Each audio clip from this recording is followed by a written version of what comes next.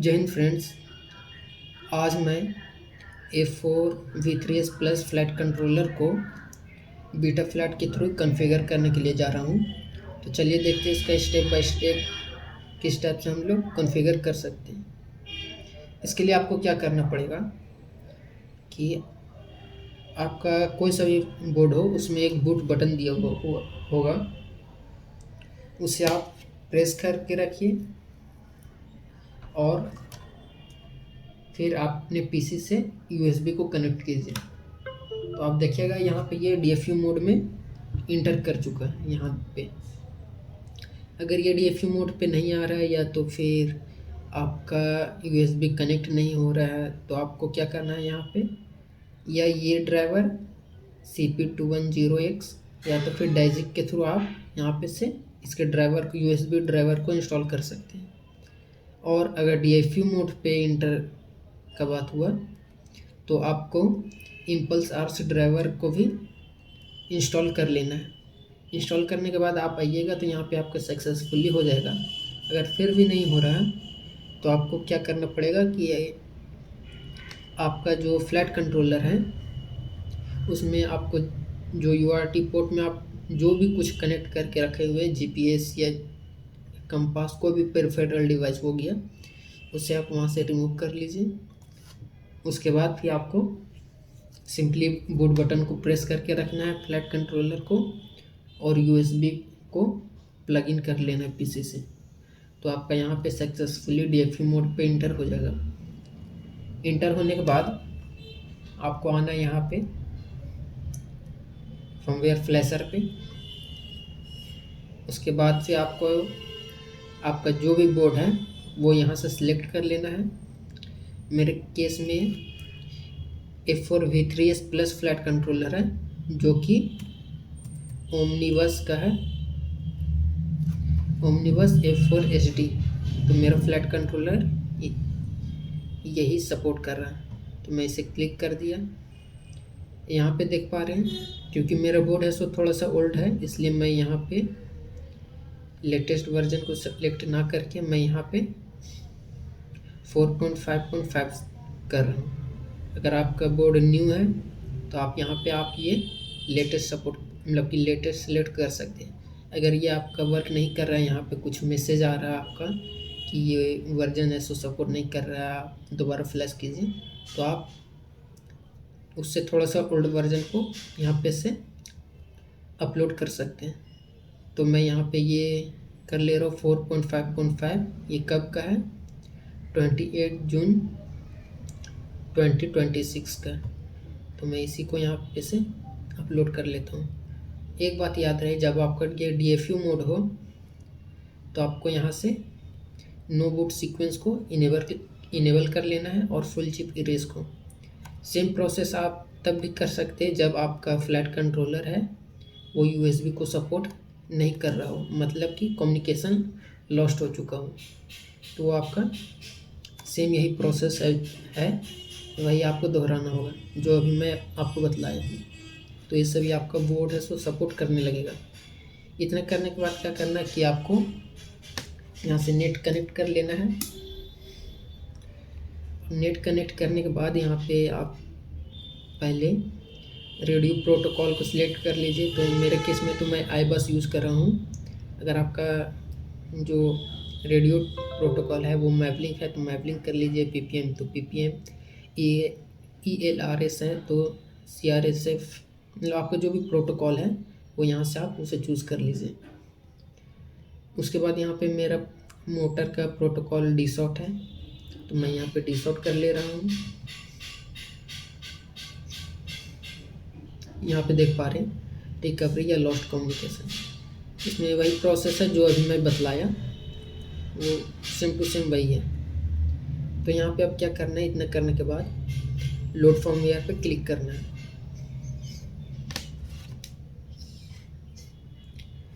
तो यहाँ पे देख पा रहे हैं ये डाउनलोड हो चुका है। इसके बाद फ्लैश फर्मवेयर पे क्लिक करना है।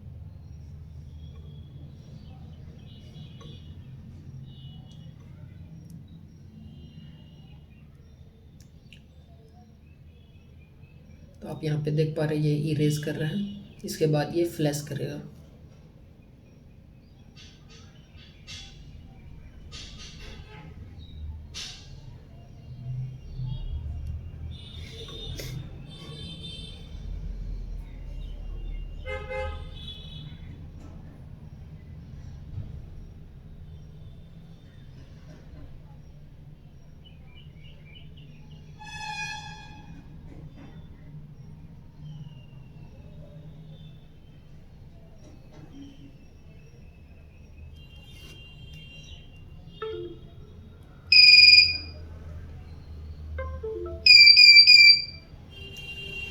इतना करने के बाद आपको क्या करना है कि अगर आप जीपीएस लगाए हुए हैं तो सबसे पहले आप यहाँ से डिस्कनेक्ट कर लीजिए, और जो जीपीएस आप डिस्कनेक्ट किए थे उसे आप रिप्लग कर लीजिए, या आपका जो भी पेरिफेरल डिवाइस आप कनेक्ट किए हैं या करना चाहते हैं आप उसे यहाँ पे कनेक्ट कर लीजिए।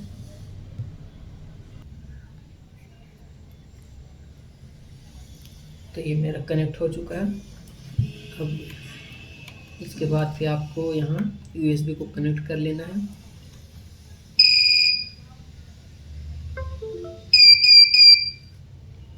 तो यहाँ देख पा रहे हैं मेरा बोर्ड ऑटो डिटेक्ट हो चुका है। तो ऑटो कनेक्ट में क्लिक मतलब कि इसे इनेबल करने के बाद सिंपली कनेक्ट पर क्लिक कर लेना है। उसके बाद इसे क्लोज कर लेना है। इसके बाद आपको क्या करना है, यहाँ सेटअप पे आपके ड्रोन को लेबल करके कैलिब्रेट एसएस पर क्लिक करना है। तो ये एसएस कैलिब्रेशन हो चुका है।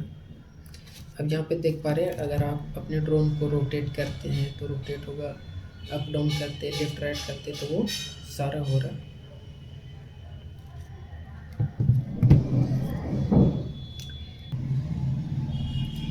इसके बाद आ जाना आपको पोर्ट पे आने के बाद आप यहाँ पे आपका कौन से यूआरटी पोर्ट में आप क्या कनेक्ट करके रखे हुए आप वहाँ से चूज़ कर लीजिए। जैसे कि मेरे कंडीशन में जो जीपीएस है वो यूआरटी 1 में है, तो आप यहाँ से यूआरटी 1 को सिलेक्ट कर लीजिए।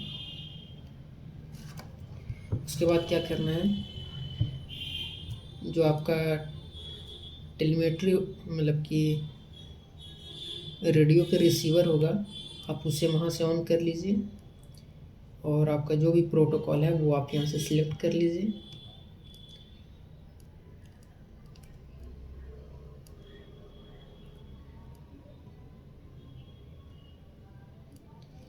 आप एक बात याद रखिएगा, यहाँ पे MSP लिखा हुआ, आप इसे अगर आप ऑन करते तो हो सकता है आपको ये आपका जो बोर्ड है उसे दोबारा फ्लैश करना पड़े। इसलिए जब भी आप MSP किसी भी UART पे इनेबल कर रहे तो उसे एक बार ध्यान से देख लीजिएगा। इसके बाद ये सब सिलेक्ट करने के बाद सीरियल RX पे मैं इसे इनेबल कर ले रहा हूँ। उसके बाद सेव एंड रिबूट पे क्लिक कर दे रहा हूँ। तो ये मेरा सेव हो चुका। इसके बाद आपको आ जाना है बैटरी एंड पावर पे।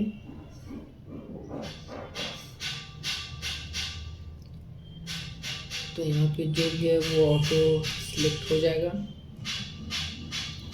देन आना है फेल सेफ पे। फेल सेफ में अगर आप जीपीएस यूज़ कर रहे हैं तो यहाँ पे जीपीएस रेस्क्यू आप इनेबल कर लीजिए। अगर आप यहाँ ड्रॉप पे कर देते तो जैसे ही आपका flag controller fail safe trigger होगा वो सडन वहाँ से ड्रॉप हो जाएगा और आपका प्लेन क्रैश हो जाएगा। इस वजह से याद, अगर आप जीपीएस नहीं इंस्टॉल किए हुए तो आप सिंपली लैंड कीजिए, और अगर जीपीएस है तो रेस्क्यू पे यहाँ क्लिक कर लीजिए। एक बात और, आप अपने एरिया का मैक्सिमम हाइट देख लीजिए कि कहाँ पे ऑब्स्टेकल मतलब कि आपका एरिया का मैक्सिमम हाइट क्या है वहाँ पे का ऑब्स्टिकल का। तो उसके लिए कितना होना चाहिए मिनिमम, यहाँ पे तो 30 सेट है, आप मिनिमम 50 रखिए, या अपना एरिया के अकॉर्डिंग यहाँ पे आप इसे सिलेक्ट कर सकते हैं कि कितना हाइट आपको रखना है। उसके बाद आपको मिनिमम सैटेलाइट यहाँ पे सिलेक्ट करना है कि आप कितना में इसे आप आर्म करना चाहते हैं। आपका सैटेलाइट जितना अच्छा रहेगा यहाँ पे स्टार्टिंग में आर्म करने के समय में, उतना अच्छा आपका RTL रेस्क्यू होगा, मतलब उतना प्रिसीजन आपको मिलेगा। ये चेंज करने के बाद आपको क्या करना है, सेव एंड रिबूट पे क्लिक कर देना है।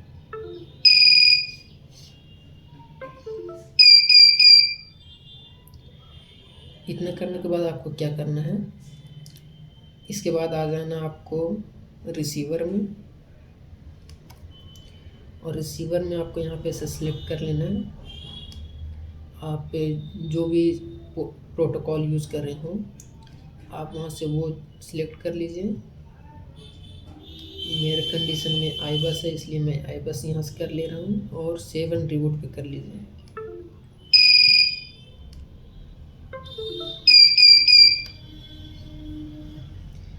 तो इतना करने के बाद अगर आप यहाँ पे रिसीवर सेक्शन में आते हैं और आप अपने ट्रांसमीटर का जो स्टिक को मूव करते हैं तो ये वैल्यू यहाँ पे इंक्रीज़ एंड डिक्रीज़ होगा।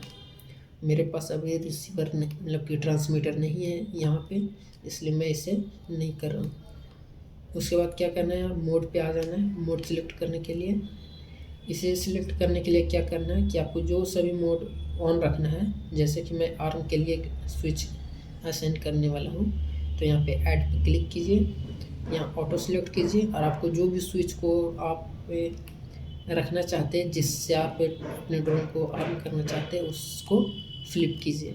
तो जैसे आप फ्लिप कीजिएगा तो यहाँ पे ये ऑटो डिटेक्ट हो जाएगा, और ये जो येलो कलर का पॉइंट दिख रहा है छोटा सा, वो अगर आप यहाँ पे ऑन रख रहे तो यहाँ पे आ जाएगा, अगर आप यहाँ पे रख रहे तो यहाँ पे आ जाएगा। तो आपको सिंपली क्या करना है, इससे मान लेते हैं ये जो छोटा वाला डॉट है वो यहाँ पे आ जा रहा है, तो इसे इस रेंज को यहाँ पे लाके स्टेप से रख लेना है और सिलेक्ट कर लेना। अगर वो इसके बीच में कहीं आ रहा है तो आपका ये सेट हो जाएगा। उसके बाद अगर आप एंगल मोड रखना चाह रहे तो सेम प्रोसेस इस स्टेप से होगा।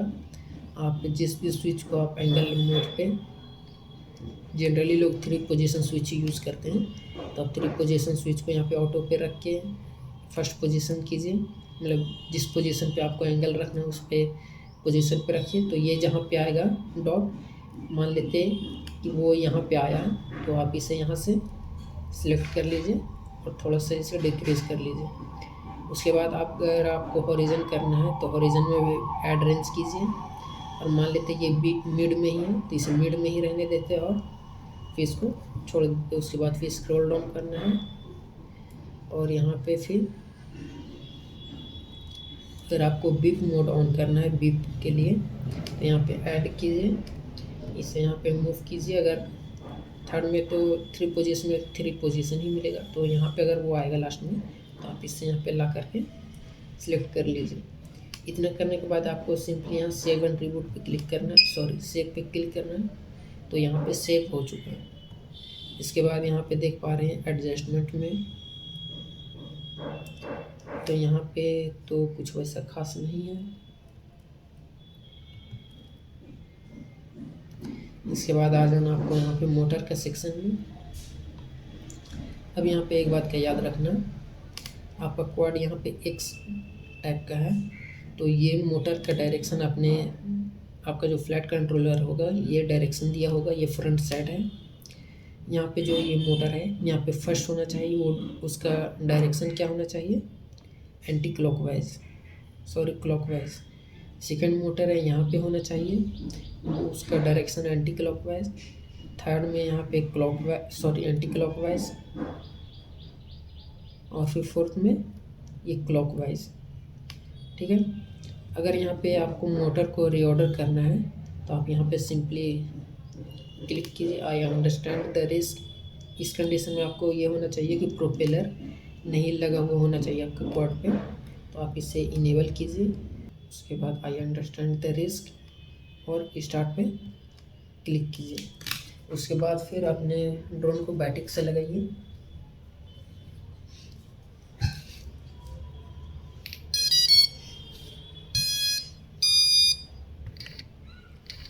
बैटिंग करने के बाद जो भी आपका मोटर स्पिन हो रहा है उसे आप यहाँ पे सिलेक्ट कर लीजिए।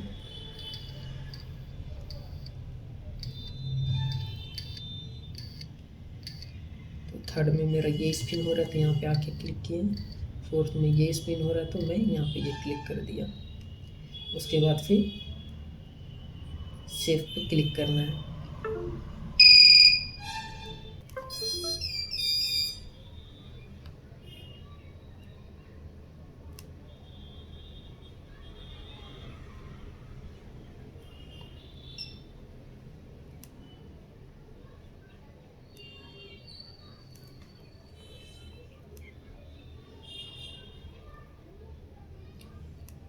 इसके बाद आपको आ जाना है OSD पे।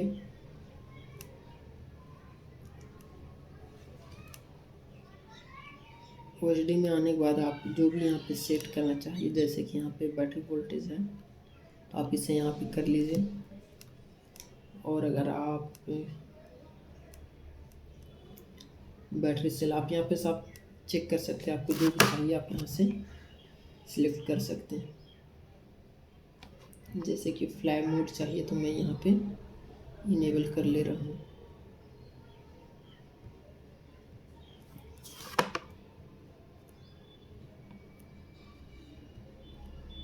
तो आप यहाँ देख पा रही है एंगल मोड, आप इसे यहाँ से मूव भी कर सकते हैं। जैसे कि अगर आप यहाँ रखना चाहिए, आप जिस पोजीशन पे रखना चाहिए आप इसे यहाँ पे रख सकते हैं। इसके बाद आ जाना आपको वीडियो ट्रांसमीटर में, और जब भी आप यहाँ पे चेंज करें तो उसके बाद यहाँ पे आपको सेव कर लेना है। उसके बाद वीडियो ट्रांसमीटर में मेरे कंडीशन में तो नॉर्मल सा वीडियो ट्रांसमीटर है, लेकिन अगर आपका डिजिटल है तो यहाँ पे आपको हो सकता है थोड़ा मोड़ा एडिट करना पड़े। उसके बाद आ जाते हैं LED स्टिक में। अगर आप पिक्सल यहाँ पे कनेक्ट किए हैं अपने ड्रोन में तो आपको यहाँ पे LED को असाइन करना पड़ेगा, तभी जाकर आपका ऑन होगा। जैसे कि यहाँ पे लिखा क्या है, LEDs without wire ordering number will not be save. तो इसके लिए सबसे पहले यहाँ पे वायर ऑर्डरिंग मोड पे क्लिक करना है। उसके बाद क्या करना है, यहाँ पे सिलेक्ट करना है आपका जितना भी LED हो, जितना पिक्सल हो उतना सिलेक्ट कीजिए। उसके बाद सिंपली आप कौन सा फंक्शन चाहते हैं वो यहाँ से आप सिलेक्ट कर लीजिए। जैसे कि आर्म स्टेटस यहाँ पे मैं कर ले रहा हूँ ब्लिंक ऑलवेज। आप यहाँ से कलर भी सिलेक्ट कर सकते हैं। उसके बाद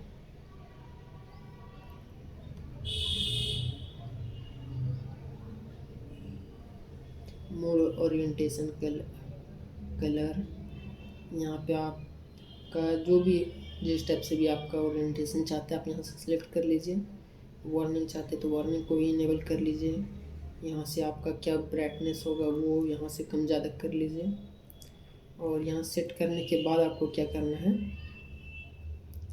सेव पर क्लिक कर देना है। उसके बाद यहाँ पे ये आपका सेव हो चुका है। फिर आ जाइए आप सेंसर में। सेंसर में आप देख पा रहे हैं, आप जो भी सेंसर कनेक्ट किए हैं वो सारे यहाँ पे शो करेगा। Gairo accelerometer, magnetometer, altitude metre, मतलब कि ये बैरोमीटर है। उसके बाद फिर ब्लैक बॉक्स, तो इस पे तो कुछ चेंज नहीं करना है। यहाँ पे ये शो कर रहा है कि इतना में मतलब कि 4 GB में से 3.4 GB अनअवेलेबल है। उसके बाद यहाँ पे CLI ऑप्शन मिल जाता है कि अगर आप किसी चीज़ को रीमेक करना चाहते हैं तो आप यहाँ से रीमेक कर सकते हैं।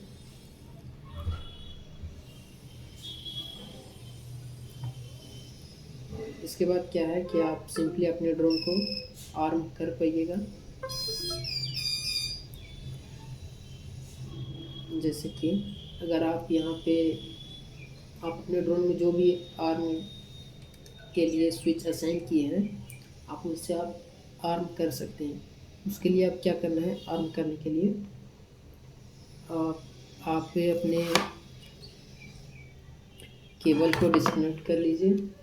अगर आप फ्लाई करना चाह रहे हैं तो आप इसका प्रोपेलर को यहाँ पे मोटर पे आप इसे सेट कर लीजिए और सिंपली बैटरी कनेक्ट करके सबसे पहले आप चेक कर लीजिए। तो प्रोपेलर उस पर इंस्टॉल मत कीजिए और सिंपली बैटरी कनेक्ट कीजिए और आर्म बटन को आप स्विच कीजिए, मतलब फ्लिप कीजिए, तो आपका ये मोटर स्पिन होना स्टार्ट हो जाएगा। अगर स्पिन नहीं हो रहा है, थ्रोटल को थोड़ा सा ऊपर कीजिए तो आपका स्पिन होना स्टार्ट हो जाएगा।